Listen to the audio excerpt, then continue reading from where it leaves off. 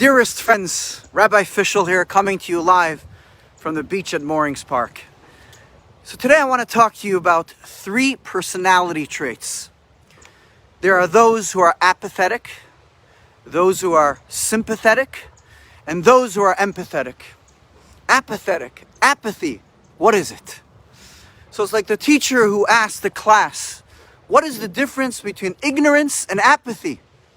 And one kid pipes up and says, I don't know and I don't care. Apathy is just that. I don't care all that much. I'm unmoved. I'm unbothered. I am indifferent. We'll go, we won't go. We'll vote, we won't vote. We'll learn, we won't learn. I see nothing. I feel nothing. I know nothing. I wake up in the morning and I'm in my own little space. As long as I have my surfing the internet, my french fries, and a cold beer, I don't care about the world around me. Apathy means you're disengaged, you're disconnected from the people and the world around you. And although I'm presenting an extreme example here, sometimes many of us often feel that sense of detachment and disconnectedness, which ultimately leads to despondency and emptiness. It's an unhealthy way to live. Then there's sympathy. What is sympathy? Sympathy means you do connect, but not too deeply. You're involved, but not too involved. You're engaged, but not too engaged. You know, you say hello to people. You even ask them, how are you? You wish them a good Chabad, and you stick around to hear their answer.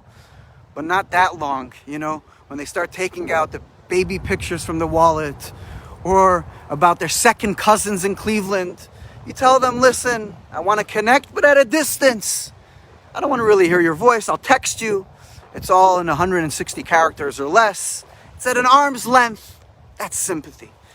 And then there's empathy. Empathy means that I'm engaged, I'm invested, I'm interested in you because I care about you. You're with that person right there in their circumstances, sharing in their sorrow, rejoicing in their joy and their simchas.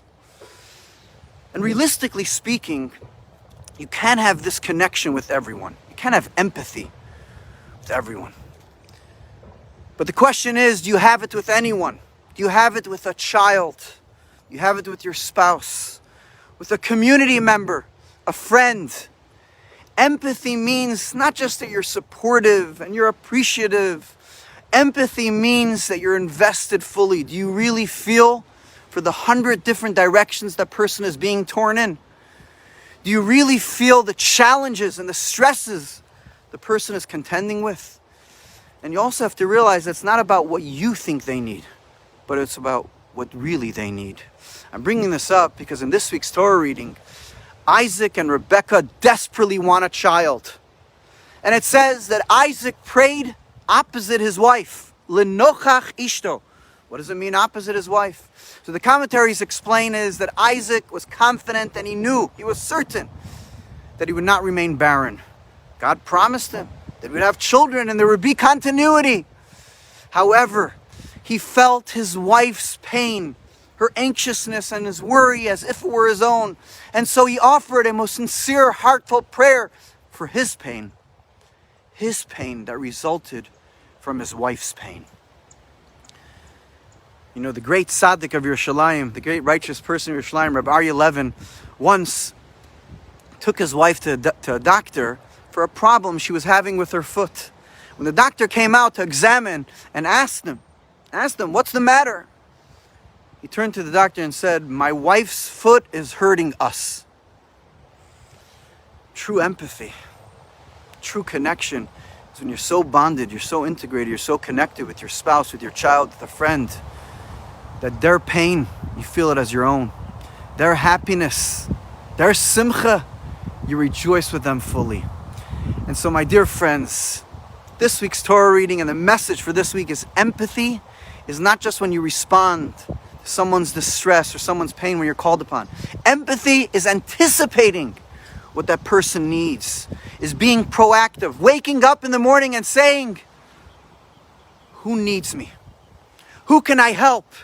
Who can I be there for? Hi, Shaul Willem. Rabbi Shaul Willem is tuning in all the way from Oslo, Norway. It was a joy and a pleasure to see you last week. Who can I help? Who can I be there for today? And who can I make a difference in their lives? Who can I extend a little bit? Dear friends, there's a time to be tough and callous and to boldly walk through life and not to care about anything. But then there's also a time for sympathy. That's also appropriate. But now, in our day and age, it's a time for empathy. We need to be involved, engaged, and connected with our children, with our spouse, with community members, with friends. We need to be connected with God and the world which we live in. Now is the time. On behalf of Rebbetzin Eti Mendel Yitzi Chai and Inda, we wish you a Shabbat Shalom of empathy, of love, of connection, and of joy. We love you.